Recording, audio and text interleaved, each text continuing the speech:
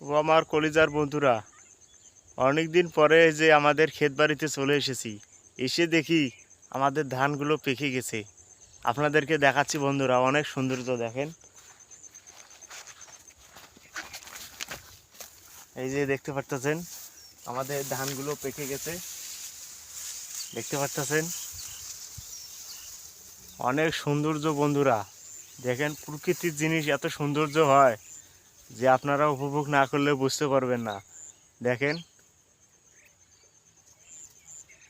মুড়ায় ধানগুলো পেকে গেছে বন্ধুরা। আপনারা অবশ্যই বলবেন যে কয়েকদিন লাগবে ধানগুলো কাটতে। এই যে দেখাচ্ছি বন্ধুরা, এই যে চোষ পাখি পরে মানুষের মতো বানিয়ে থুছি দেখেন। আরও বন্ধুরা আপনাদেরকে দেখাচ্ছি দেখেন। এই যে বন্ধুরা দেখতে পারতেছেন, এই যে দড়ি টান দেবো, এগুলো চোষ পাখি পরে, তার জন্য যে ওগুলো জিনিস বানিয়ে থুছি, তার জন্য চোষ পাখি না পড়ে।